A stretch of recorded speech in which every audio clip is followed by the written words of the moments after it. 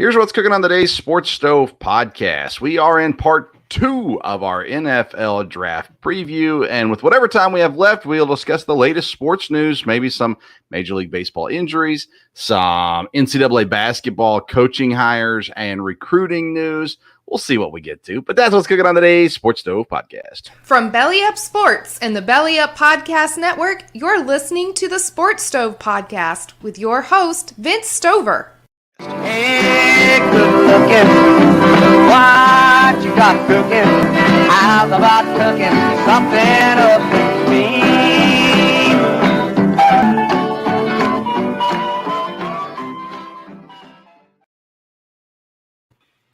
Welcome into an all-new edition of the Sports Stove podcast, presented by Shocked Energy. Go to shockedenergy.com and get yourself a low-calorie, zero-sugar energy drink. And use the code STOVE, you get 10% off your purchase. Again, that's shockedenergy.com, code STOVE, 10% off your purchase. Well, we are continuing our NFL draft preview episodes, leading us towards our mock draft episode. In just a couple of episodes, I am joined, as I am usually, by my dad, Dale Stover. Dad, how you doing? Doing good. Glad to be here. All right. Well, we've survived yet another week. We're coming into part 2. We're going to look at several teams here and their draft options, and that includes the Green Bay Packers. We'll get to them as well. Before we get to the draft stuff, I do want to bring up Baker Mayfield. He had an interview this past week, and he came out and said, he feels disrespected. He mentioned Seattle, which is a team we had discussed already for him. But, do you think anything's going to happen like before the draft with Baker Mayfield, or do you think this is going to carry on for a little while? I think it'll either be right before the draft, depending on, trades or things like that, or then right after the draft, once teams know if they got a quarterback, who they got, and how they're going from there. I think it could happen before. Interesting spot. I was thinking it'd be a landing spot for him. If they do something strange with a trade, would be Arizona. There's still a lot of talk about Kyler Murray and are they going to keep him? Supposedly they've got room in the budget. But if they were to trade him, I think that place would be a great landing spot for Baker Mayfield. Yeah, I could see that. I was thinking the same thing. I would be absolutely shocked, though, if they don't figure it out with Kyler Murray. That would blow my mind if they didn't get it figured out with Kyler Murray. So we'll see what happens there. I'm intrigued by this whole Mayfield situation. Again, Cleveland really doesn't have any leverage in this situation. They've got Deshaun Watson, who we're assuming is still going to be suspended by the league for some amount of time. So technically, Baker could start in Cleveland this year. It doesn't sound like he has any interest in doing that. So we'll see what they can get, if anything, from Cleveland here as well. Houston obviously is a team that makes sense as well, with the exception of the fact that they're probably wanting to tank for the guys next year to some degree. But again, there's option there. And I like the idea of giving Davis Mills a year to see what he can do. And maybe he ends up being the guy in Houston and they don't have to draft a quarterback next year, but we'll see how all that shakes out. Houston has the number 13 pick. Last episode, we went through the top 12 picks in the draft, and we covered those teams. So if you're interested in hearing things about the Texans, you'll have to go back to last episode, as they picked number 3, and we discussed them then. So we will not discuss them again at 13. So that brings us to number 14, and that's the Baltimore Ravens. Dad, John Harbaugh still there as the coach. I actually signed an extension this year. Greg Roman's still the OC. Mike McDonald, the defensive coordinator. Chris Horton, special teams. I want to start with, before we get to the players, John Harbaugh. I said last year I thought it was going to be his last year in Baltimore. Obviously, I was wrong, but I still think that maybe a change in Baltimore would have been good for them. Do you have confidence that John Harbaugh can get this team back to where they were just a couple of years ago? Yes, I do. I think John Harbaugh is a really, really good coach. And it was funny, I heard some talk this week around that he is one of the coaches that they could see coaching, well into his 70s, just because of his energy and the way he does things. From there, he's had great success at Baltimore. I'd be a little surprised about them moving on there, depending on how the whole thing works out with, Lamar Jackson. But, I think they can rebound and still be very, very competitive, even though they're getting, their division is getting tougher in some ways. So I think he's fine for a while, but we'll see. Yeah. It's interesting to see. I'm not real sure that I feel that confident, but again, I was kind of down on him anyhow. So maybe that's blinding me a little bit onto what can be done there. I just kind of feel like maybe his time has come to an end. Key players for Baltimore. Let me pull this over here so I can see it. Lamar Jackson, J.K. Dobbins, Rashad Bateman, Hollywood Brown, Mark Andrews. Makes up pretty dynamic offense if Lamar Jackson can get back to where he was. Defensively, Patrick Queen, who's one of the two guys I felt like the Packers should have drafted as opposed to Jordan Love a couple of years ago. T. Higgins was the other guy. But nonetheless, Patrick Queen, Marcus Peters, and Marlon Humphrey there on the corners. Needs for the Ravens is the offensive line. Safety and defensive line is kind of where I sit with them. Do you think Baltimore's in a pretty good spot here? They're at 14, but again, they had a really down year last year. Yes, obviously they did, but yeah, they're in a good spot, I think, to get what they need, and I think probably defensive line, they should be in a spot right there, for maybe with the top inside defensive lineman to come off, and that'd be a great pick for them there. So I think they're in a good spot as far as their need is concerned, even if it's cornerback or edge rusher or offensive line, there's going to be a good player for them there. They may be a team that a lot of people talk to about trades because that'd be a spot people would like to move up to, but they can probably get right what they need there. Yeah, you're talking about the two linemen from Georgia, expected to be first-round draft picks there, Devontae Wyatt, Jordan Davis. Very well could get one of them. I'm not sure if both will still be there or not. Safety Kyle Hamilton, who was talked about as a top 5 pick for a while early in the process. A lot of people have kind of been down on him as far as he'd still be on a first-round draft pick, but maybe not a top 10 guy. If he slides to 14, I'd be surprised if Baltimore didn't take him there. Offensive linemen, I think you're looking at guys like Bernard Raymond from Central Michigan, possibly that Tyler Linderbaum there as well from Iowa that we've talked about. But I think if you're going to go for Linderbaum, Dad, the more that I'm researching him, I think he's going to have to play center. I don't think guard is going to be his best fit in the NFL. So I think if you're drafting him, you're thinking center. And I think it's probably 14 too high for the other inside linemen, guys like Zion Johnson or Kenyon Green as well. So an interesting spot at 14. Again, anytime you're in this range, now you're starting to look for trades, possibly guys moving up for quarterback, depending on how things fall. Maybe even a run on receivers brings people up because you've got the Eagles coming up and the Saints coming up. That could both use some wide receiver help. So maybe you see some movement. And I think at 14, if you move down anywhere, 5, 6, 7, 8 slots, you're not going to be missing out on a whole lot here. Plus, you're going to add to your trade values down the road as well. Your draft picks down the road. So I think Baltimore's in a good spot. If they got a guy they really like there at 14, they can take them. But I think they're in a prime spot to move down as well here at 14. Next up is at 15 is the Philadelphia Eagles. They acquired this pick from Miami. They also pick at 18, a pick they acquired from New Orleans. They're coached by Nick Sirianni. Shane Steichen is the offense coordinator, Jonathan Gannon, defensive coordinator, Michael Clay, special teams. Key players, Jalen Hurts, Miles Sanders, Devontae Smith, and Dallas Goedert on the offensive side. Fletcher Cox, Derek Barnett, Darius Slay, and Hassan Reddick on the defensive side. Dad, we got to start quarterback right with Philadelphia. They've kind of set themselves up well for next season to possibly go after quarterback next year. All signs point to Jalen Hurts being the guy for this year. Again, is it a year that they're tanking? Is it a year where they have to make the decision that Jalen Hurts is the future or not?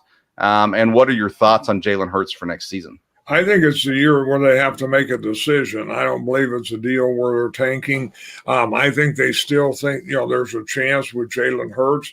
And I think there is. He's athletic. And as I thought about this, last year was the first year, new coaching staff, new system, everything there. This year, they know exactly what they're looking at. They know, I think, what his abilities are. Again, it was funny when you were naming off the key players. Those are not star names, a lot of them. So the cupboard may be a little bit bare there, but they should be able to fit a system around and get a good look at can he do what they need him to do. Yeah, I mean, Devontae Smith is legit at wide receiver, the rookie from last year. But Jalen Reagor was an absolute miss in 2020. So he's still on the team. They don't have a whole lot going for him as far as firepower goes. And as I've talked about many times over, you look at what Cincinnati did last year, they gave the quarterback every weapon possible.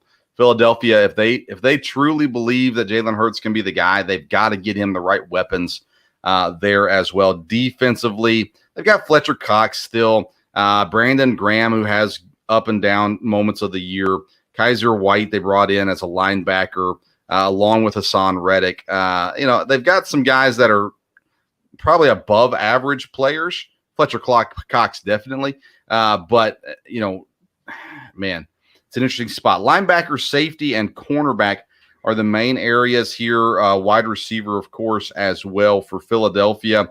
I think, again, at 15, you're going to have legit opportunity at one of the top wide receivers in the draft. I'm looking at my personal big board right now. I've got 1, 2, 3, 4, 5, 6, 7, 8 guys that I'd be comfortable, wide receivers that I'd be comfortable with in the first round. I don't think all 8 will go in the first round. But I got them there. You look at linebackers, Devin Lloyd from Utah, Nakobe Dean from Georgia, probably the safer first round picks, but there's Leo Chenal from Wisconsin as well in that running. And I'll say this when we get to our draft stuff, but Chad Muma, who's from Wyoming, he will not be a first round draft pick, but if you get him in the second round, he's going to start for you. He's going to be a great linebacker. And so there is a little bit of value there at linebackers, especially inside linebackers this year as well. Cornerbacks, expected Gardner and probably Stingley to be off the board. If a guy like Trent McDuffie falls here from Washington, he would be a great pickup at this 15 spot as well. There are other corners that, again, I'll talk about as we move on throughout the episode here today. Safety-wise, Kyle Hamilton is clearly a first-round safety. There's a chance that we'll see a second safety go, either Lewis Seen from Georgia or Jaquan Brisker from Penn State. But more than likely, Hamilton's the only safety going in the first round there as well. So wide receiver-wise, you're looking at guys like Jameson Williams from Alabama, who was injured. Chris Olave at Ohio State, Treylon Burks from Arkansas are probably the guys you're looking at here in this 15 range for Philadelphia. And again, they've got another pick at 18. So they're going to have an option of what they want to go with, best player available. And again, maybe they move again. Maybe they trade down again out of this pick. Any chance Philadelphia takes a quarterback in the first or second round this year?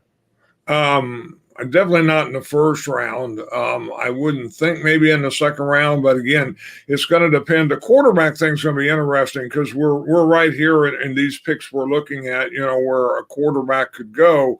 And I think in some ways with the talent in this draft is true in every position, but really the quarterback is going to be how the teams have them ranked, because teams, do not rank guys the same. And when it comes to the quarterback, I think any of the top 4 or 5, any team could have one of them higher than the other.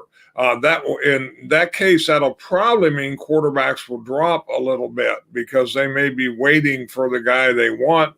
On the other hand, there may be a specific guy there. And I think that could, I looked at that. There's probably about 9 teams that could draft a quarterback in this draft, not necessarily in the first round. But again, you have maybe the top 5 or 6 quarterbacks, depending how they're ranked. At any point, somebody could move up and take that guy. But it does look like most teams that need quarterbacks have somebody that they can go with this year. and then they could bring somebody in. Maybe the new guy could beat them out, or he'd be something for the future. And that's the way with almost every team. Now, we may not agree that those guys are going to be adequate, but they have a guy in place who has either been a starter or probably could be a starter at the start of the year. Yeah, and that could get really interesting when you get down to these picks with guys like Philadelphia, New Orleans. I mean, maybe they weren't planning on going quarterback here, but maybe no one else has drafted one yet. Now all of a sudden you're looking at your pick of the litter at 15 or 16, where you might go, well, I mean, they're there. We've got a number one quarterback on our board. We thought he would be gone by 8 or 9, and here he sits. So maybe they end up going quarterback if the right one falls to them. I'll go on record, Dad. I've already said 4 quarterbacks are going in the first round. I think Desmond Ridder is the 3rd quarterback off the board following Pickett and Willis. I think Willis will go 1, Pickett 2. That wouldn't surprise me if that gets flip-flopped. But I think that Ridder goes number 3 whenever that happens. Saints are next at number 16. They acquired this pick from Indianapolis. They draft again at 19, the pick they acquired from Philadelphia. Dennis Allen is the new head coach in town. Pete Carmichael, the OC. Ryan Nielsen and Chris Richard will split the defense coordinator job. Darren Rizzi, special teams. Key players, Jameis Winston, Alvin Kamara, Marquez Callaway. I have a question mark beside Michael Thomas. Is he going to play this year? I keep thinking he's going to get moved at some point here as well. And Dad, I think he could be that's one guy I've thought in the back of my head for Green Bay if the price is right, but I'm not sure that's happening. Nonetheless, Taysom Hill still on the team. He's listed as a tight end, by the way. Taysom Hill is. Safety, Marcus May, cornerback, Marshawn Lattimore. They need offensive line. They need wide receiver. They need linebacker, safety, and cornerback. Some would say they need a quarterback. I think that you can survive with Winston for a couple more seasons and wait out for a better quarterback. But again, like we just talked about, if they haven't been drafted yet and you get to New Orleans at 16 and you still have Willis sitting there, I think they take him. I don't think they take Pickett. I think they're more game for one of these guys. If they don't take a quarterback at 16 and Desmond Ridder's there at 19, I think he goes then as well. But nonetheless, here we go. The Saints offensive line, they kind of need a little bit of everything with the exception of running back. This is an interesting team, Dad. New head coach Dennis Allen. He's coached before and been in New Orleans for a little bit as the defensive coordinator. But when you lose Sean Payton, I feel like you're going to lose something a fair amount coming into this season. No, I think that's true. I think in this draft spot, it'll be should be wide receiver or offensive tackle, depending on the best one that's available there. And there could be, good ones from both. But yeah, New Orleans definitely rebuilding again. You have a coach that was there, so the system, may not, have a complete overhaul like it would with a brand new coach. But again, with Tampa Bay being a force again in the division, it'll be interesting to see what they do. Yeah, and remember they brought in Andy Dalton as the backup quarterback, by the way. Yeah. So you got Jameis Winston, Andy Dalton, and last year they drafted Ian Book from Notre Dame. So those are the 3 quarterbacks on the roster right now. And Andy Dalton, if they draft a quarterback's got to be kind of feeling it, considering that last year he went to Chicago where they drafted Justin Fields. No surprise. They also had Nick Folk there as well. Running back, Alvin Kamara is really, really good. They got Mark Ingram. He's old and maybe towards the end of his time. Tony Jones Jr., Josh Adams there as well. But I think offensive line's this is a good spot for offensive line for sure. They've got an okay offensive line, but they need to get it better. Defensively, they got some older guys that have been around. Cam Jordan is there. Of course, you still have Marcus Davenport, Shai Tuttle, younger guys. Linebacker, though, they've had Demario Davis for a while, veteran, solid linebacker.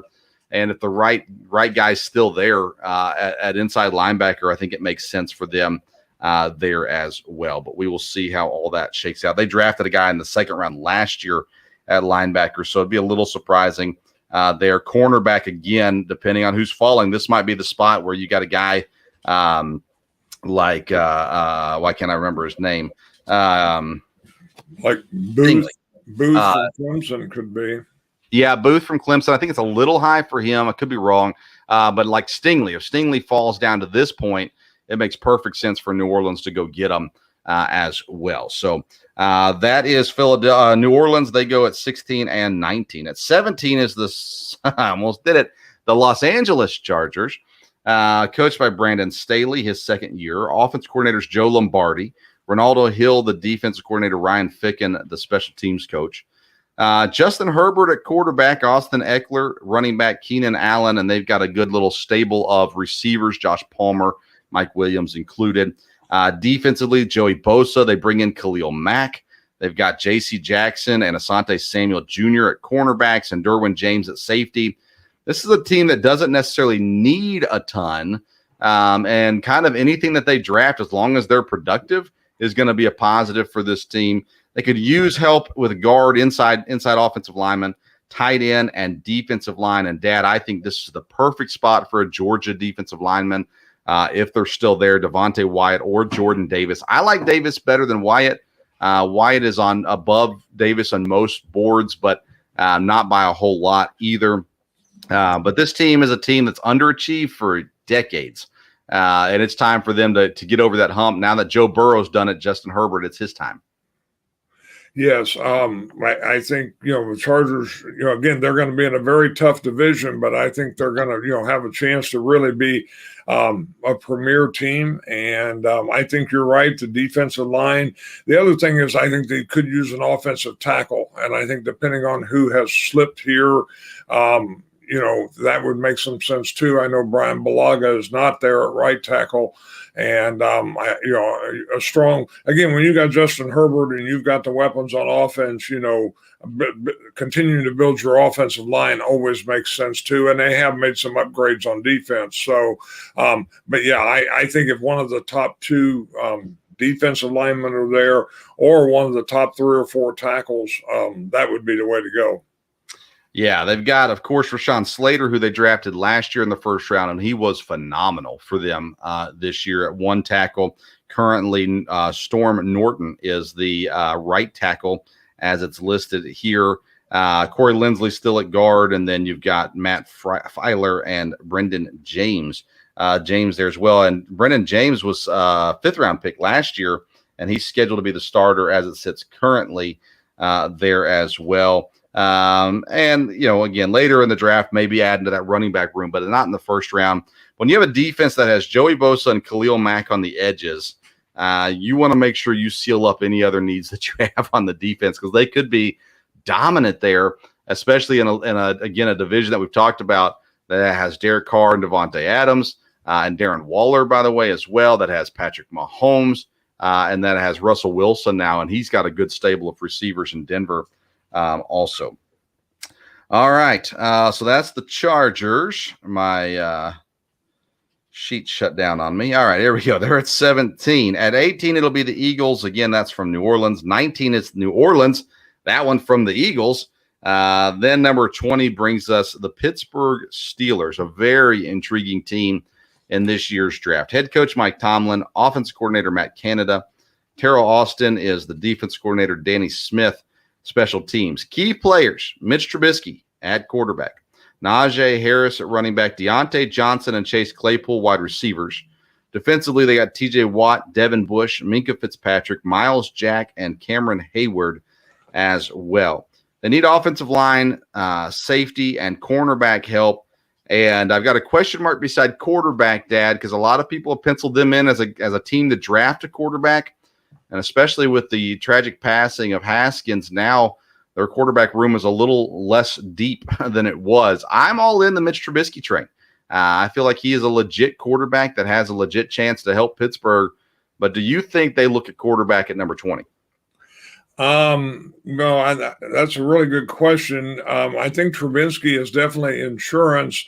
It really depends if they've got somebody they really like. And of course, there was a lot they talked about with Willis as far as, at his pro day and, the deal with, the coach there from Pittsburgh eating wings with him and everything. So, you just don't know. If it's somebody they really want and they're there, then maybe that's what they're looking at. It seems like they could help themselves well with offensive line or safety or cornerback. You never know kind of what they're thinking there. So I be a little surprised, but like you said, the quarterbacks are going to go somewhere, and Pittsburgh's probably a legitimate shot. Will they move up to get somebody? I'd be a little surprised about that. But this might be like New England was last year. If the guy drops to them, they could be ready to take him. I just hate when a team goes out and gets a quarterback, but then doesn't do anything to help them. Yeah. And, Trubisky, again, he was highly rated coming out of the draft. I believe he was rated higher than any of the quarterbacks in the draft this year. Then you've got a situation where you've got a good running back in Najee Harris. You've got a couple good receivers. The offensive line really isn't that good. You've got Mason Cole at center, Kevin Dotson and James Daniels at guards, Chukwuma Okorafor at right tackle, and Dan Moore Jr., a fourth-round pick last year, slated to start at left tackle. So that's not going to do it for Trubisky. And if you go out and draft a quarterback at 20, what you're saying is this year is not as important to us as next year. And you're kind of punting to a degree because you're not helping your quarterback out. Defensively, they're aging. They got some good guys. They got Tyson Alualua at tackles, Stephen Tuitt, and Cameron Hayward. That kind of rounds up a pretty solid but older defensive line. T.J. Watt signed the huge deal this year. Devin Bush and Miles Jacks are good, Jack. And then, again, cornerback. Again, you're looking at more aged guys on this team, and you're going to have to get younger at some point too. I really feel like this draft pick can do a lot for the future of Pittsburgh, but as well helping the present. I think O-line is the biggest area here where they can go. Guys like, again, Bernard Raymond from Central Michigan, Trevor Penning from Northern Iowa, even Tyler Linderbaum from Iowa. The guy I like here, Dad, is a cornerback, Kaiir Elam from Florida. Some people he ranges on different people's boards of where they put him at. From what I've seen from him, and my research has him, I like him at this spot as well. But if you can get one of the top 4 offensive linemen in this draft at 20, I think you got to do it here for Pittsburgh as well. Let's go to number 21, which is the New England Patriots, coached by Bill Belichick, still without an offensive coordinator since theirs left to go be the head coach at Las Vegas. Steve Belichick and Jared Mayo are the defensive coordinators. Cameron Acord is the special teams coordinator. Key players, Mac Jones, Damian Harris at running back, Devontae Parker they brought in from Miami. They still have the 2 tight ends, Hunter Henry and Jonnu Smith. Defensively, Matt Judon, Devin McCourty, Jabril Peppers they brought over. I'm not sure if Peppers is going to slot in next to McCourty or what the plans are there for him. They have needs at wide receiver, guard, offensive guard, defensive lineman, linebacker, and cornerback. Dad, in my notes, who I've slotted here as the perfect player for New England is a great player that falls. So basically, it seems like every year New England sits there and someone just falls in their lap, and kind of expecting that to happen again this year. Jameson Williams, the wide receiver from Alabama, again, he's injured. Recovery from injury, how quickly can he play? No one knows, but when he recovers, he should be phenomenal. So I've got his name here. Devin Lloyd from Utah, the linebacker, Nakobe Dean from Georgia, linebacker as well, are guys that I like at this spot at 21. But your thoughts on New England? Yeah, I mean, of course, to sit here and predict what's Bill Belichick going to do, that good luck with that. So you never really know. But yeah, I think someone could drop to him. The connection he has with Saban in Alabama, it would make a lot of sense with a wide receiver. He would know exactly what that's going to be. So I could see that being making a lot of sense. But like you said, if a good corner, the good linebacker, depending if they fall. Also, New England has a history of trading. So, this could be a pick. He may drop down a couple picks and pick up a few more draft picks. That would not be surprising for Belichick either. Yeah, and they sit right before Green Bay. So if you got a team that wants a receiver and there's a receiver sitting there at 21, you could see them moving up ahead of Green Bay to go get that receiver. I'm looking through the teams behind them. I don't think Dallas would move up for a receiver. Arizona I wouldn't think would move up for receiver. Buffalo, maybe. You got Tennessee, Tampa back there, the Chiefs and the Bengals and the Lions here in the first round. But yeah, again, you're looking at when you're trying to figure out what's going to happen, you look at who's behind them, and maybe somebody wants to jump somebody for a player they think that person is interested in.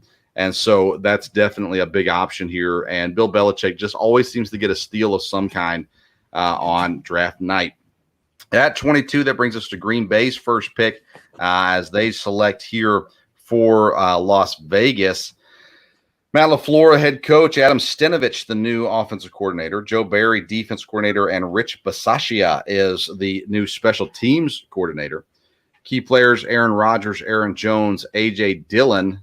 Usually you'd have more players than that to talk about on the offensive side, not talking about offensive linemen, but losing Devontae Adams this year. And, of course, they did bring in Sammy Watkins. But defensively, Kenny Clark, Devondre Campbell, Rashawn Gary, Jair Alexander, amongst others. The needs for Green Bay is wide receiver, tight end, defensive end, which is defensive line, not edge. Well, they need edge too, inside linebacker possibly as well.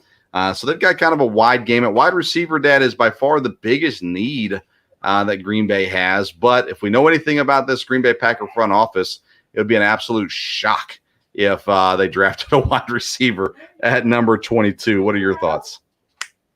Well, I mean, wide receiver really is in many ways, where they need to go. It's obviously the biggest need. It'll be crazy if they don't pick a wide receiver, but they very easily, could not. It depends kind of, again, how they have them ranked on their board. I could see them if they need to. I mean, they have a lot of picks, so it would be great if they could keep those picks. I think their history, Goody's history, I think they could do real well with that. But if they're going to move up, I think you're looking, you got Philadelphia with 2 picks, New Orleans with 2 picks.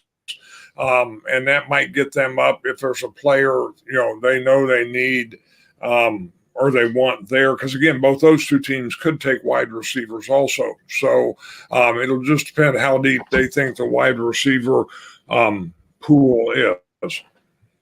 Yeah, I don't want to see them trade. I want to see them hold their spots, use their first 2 picks here, draft where they are. I don't mind them moving up in other rounds, but I don't want to see them move in the first round personally.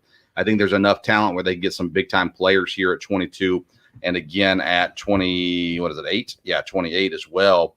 A lot of people have Chris Olave, the Ohio State receiver, falling to Green Bay. Several people think that he might go earlier than that, but he could be their edge rusher, David Ojabu from Michigan. They've had success with Rashawn Gary, so maybe that happens as well. Treylon Burks, the big old wide receiver from Arkansas, would be an intriguing option here. Zion Johnson, the guard from Boston College. And then you got the tight end, Trey McBride from Colorado State. I'd be a little surprised if Green Bay goes tight end here in the first round. But, again, you get the number 1 player at the position. It can't be all bad there as well. And, again, picking just about six picks apart, you can kind of be, best player available at that point and then move down and get somebody. Wouldn't surprise me, Dad. I was looking, their offensive line, they're pretty well set as far as the starting offensive line goes, but they don't have depth currently at offensive line. They through free agency and things like that. Guys have gone. I'm looking real quick to see. They've got Bakhtiari should be back at left tackle, John Runyon, Josh Myers, Royce Newman, and Elgin Jenkins as their starters. But then they've got Yash Neiman, Jake Hansen, Cole Van Lanen, and Michael Minute back there. Doesn't stir up a lot of confidence. They like Nijman, I think it's how you say that, Neiman, but nonetheless, yeah, they're going to have to get some depth there, and they stereotypically like taking those big guys early in the draft as well. Number 23 is the Cardinals. Cliff Kingsbury, the head coach, Sean Kugler, offense coordinator, Vance Joseph, defensive coordinator, Jeff Rogers, special teams. Key players as it currently sits, Kyler Murray, James Conner, DeAndre Hopkins, Zach Ertz, J.J. Watt, Isaiah Simmons, and Zaven Collins, 2 of their most recent draft picks. Budda Baker back there at safety. They need cornerbacks pretty bad. That's where I expect them to go here. They need an edge rusher or two, and they might need a quarterback. And sitting at number 23, there might be a quarterback there for them to take. It still would surprise me if they don't get things worked out with Kyler Murray. But I think cornerback's where they go here. Arizona's just a couple pieces away from being special. Yes, and I think cornerback or edge is where it makes sense. They slid a little bit at the end of the year last year, but I think they're a team that should be very good.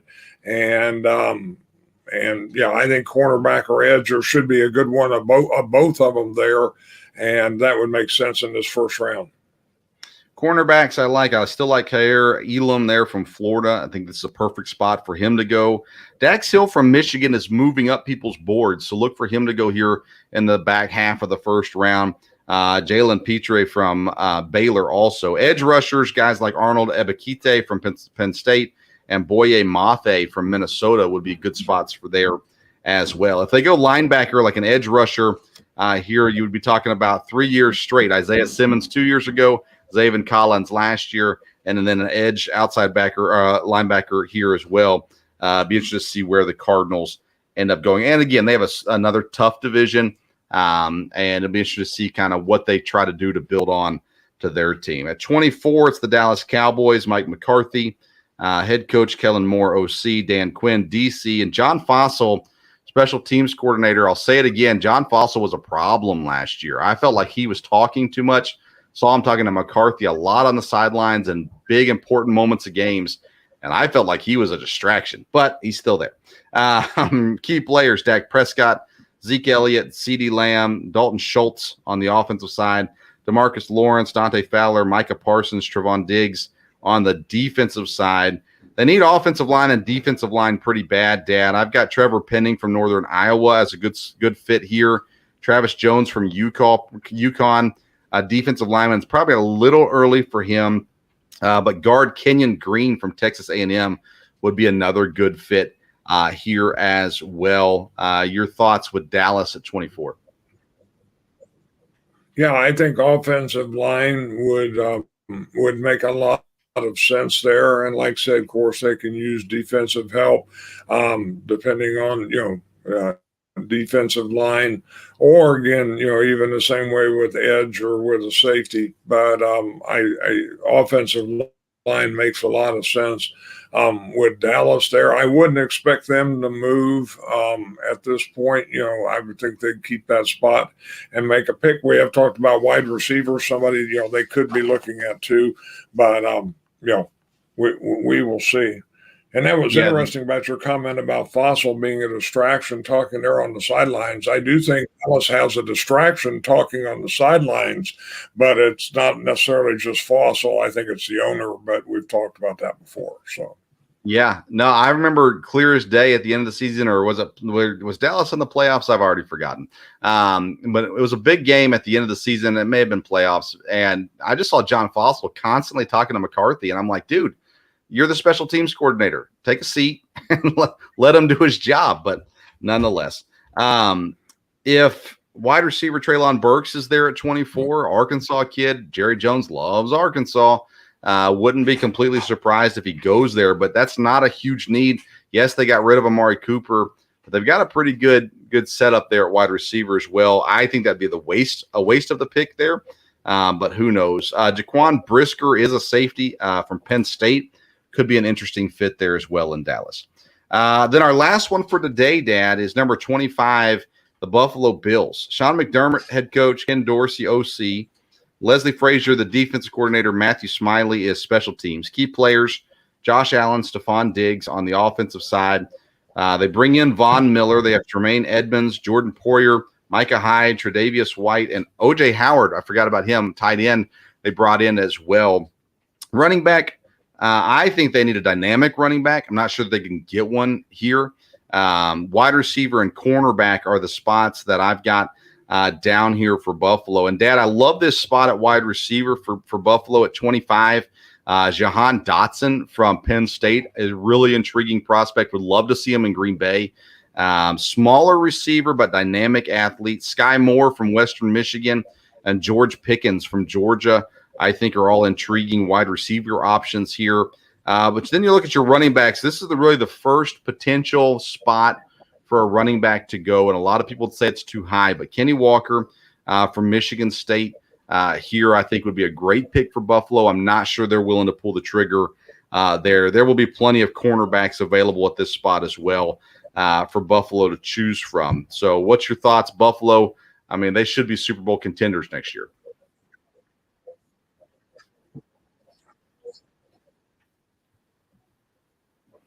Yes, I mean, I think in some ways it could be a reach, but I would think that running back could be a real possibility here. They need a running back, and if one of the top three or so they have projected to be able to help them, you got Hall from Iowa State, you got Walker, as you said, from Michigan State, you got Spiller from Texas A&M. If any of those are ones that they think have potential, and we have seen a rookie running back can come in and make a difference right away, and they've got so many other weapons that I think a running back would have a good chance there. Again, they could be safe and go with cornerback, or other areas there that they could, they can always bulk up in any of those areas. But they might take a running back here because, again, they're not going to pick till later in the second round. So if there's one of them, if not, then I think they'll take a couple running backs as the draft goes on and give them a shot. All right, so next week or Friday's episode, we'll pick up with the Titans. And I'll say it now, Dad, Titans prime spot for a quarterback at number 26, depending on who's sitting there, a guy like Matt Corral, Desmond Ridder, or Sam Howell, whoever they like. I think that a quarterback could go at number 26, but we'll talk about that more next week as we cover out the rest of the teams drafting, which is Tennessee, Tampa, Kansas City, Cincinnati, and then we'll look at the other teams that do not have a first-round pick as well in that coverage. A couple other things I want to talk about before we get on the road today. Let's see here.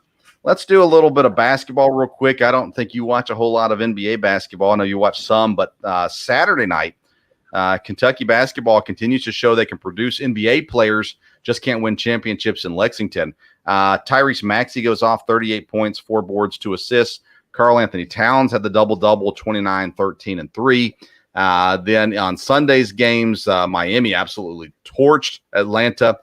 Bam and Tyler Hero didn't have great games, but nonetheless, intriguing to me to continue to watch former Kentucky Wildcats blossom in the NBA while having nothing to show for it in their time in Lexington. Speaking of college basketball, Dad, Memphis won a big recruiting battle last year with Amani Bates. After one season with Penny Hardaway, he says, I'm out, looking for a new place to go. It's one thing to see a lot of players transferring, but to see one of the top recruits in the nation last year, after 1 year, instead of going pro, he's going to another college. Is this surprising, or is this just the new normal? I think it's probably the new normal with the transfer portal. A little surprised about this because Memphis made a good run. And again, I think, has a very good coach with Hardaway. So I was a little surprised that he would lose a guy like that. But no, looks like, he obviously entered the portal, so he could go to another college. I guess he still has the 2 pro options too, the D League and another league there. So we'll see where he goes. Yeah, I'm hoping Kentucky goes after him. Love to have a talent like that on the team.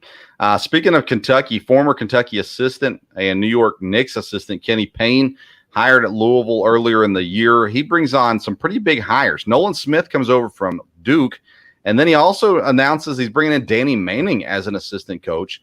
They're in the running for the number 1 player for next season as well. So Kenny Payne's already making a dent at Louisville, some big-time hires. We already know he's a great recruiter, but how long do you think until Louisville is at the top of the ACC again? They could probably move there pretty quick. The way things go now with recruiting, you get the top 1 or 2, it can make a difference. Yeah, bringing Danny Manning in, I remember with him, he was a great player. And all that's got to really help as far as recruiting is concerned. Other things going on in transfer portals in football. JT Daniels was at USC, then he moved to Georgia. Now he's on to school number 3, West Virginia. Take me home, country roads. JT Daniels is sitting there, was at one time considered one of the top quarterback prospects. Couldn't beat out Stetson Bennett last year at Georgia. And so he's going to try West Virginia. Is there any chance for a guy on school number 3 to be what we thought he was going to be coming out of high school? Well, I mean, you wouldn't think that he'd be what he's, thought of coming out of high school, but we'll see. He's in West Virginia, and he'll get a chance there, in a fairly good program. So, like I said, this deal of everybody moving around like that, it's just crazy. It is indeed. All right, last thing I want to hit on, Dad, is the USFL. They kicked off on Saturday and on Sunday. We watched some of it, and curious of your thoughts about the broadcast, about the play, anything that stood out to you with the USFL. Yes, I thought it was very enjoyable to watch. I was watching along, with my wife, with your mother, and she watched a little bit, and she said, this is really a lot of fun to watch. These guys act like they really want to be there, and they really have a lot of energy. And that is exactly what I was thinking. I mean, again, it seems very upbeat, very fast paced. It does seem very professional to me. Maybe that's because of the coaches that they have. I mean, there's not a lot of disorganization or things like that, at least in the games that I saw. And like I said, just, a lot of hitting, a lot of, aggressiveness. And like I said, to me, it was just, up tempo. It didn't look like practice players. It looked like these guys really, like I said, enjoying it, wanting to be there, and be interesting to see how it goes. A great opening game, and then more games to follow there. And I think if they're going to put a good product on the field, it'll be fun to watch. Upbeat. And again, once you watch a couple weeks, then you're going to get a player or two you're going to watch and just say, hey, is this somebody in the NFL could take a look at? But I think their organization, I think the coaching they have shows. Like I said, it looked to me like it was just a very good product. Yeah, and I thought it was interesting on Sunday's early game, the Gamblers versus the Panthers. You had Jason Garrett and Jack Collinsworth on the call, former Cowboys head coach and Chris Collinsworth's son, doing the call. And I thought they did a pretty good job. I thought the team did a good job Saturday as well. The one thing I complained about, and I put it on Twitter, I thought everything was good. There was just a lot of noise. They had all kinds of microphones on the field, so you hear the coach talking and you hear players talking. I understand the trying to get lots of access, and I can appreciate that. But it's hard to pay attention when you got that many voices going on in your head. So that was my one suggestion to the USFL is maybe, let's try to just have the coach's mic on, then turn it off and go to the other coaches, whatever, maybe we calm the voices down. But I think the product so far has been good. The Gamblers and Panthers game Sunday afternoon was phenomenal. Came down to the last play. Shea Patterson chucked it in the end zone. The guy caught it, but only got 1 foot in, and they ended up losing. But it's interesting to see Paxton Lynch out there throwing interceptions, just like his NFL days. You got Jeff Fisher back on the sideline as well. So I thought the product overall is good. We'll see how it carries through the next couple of weeks and see if it can maintain its thing. Dad, we got a little bit of lag, but is there anything else you want to talk about before we close out?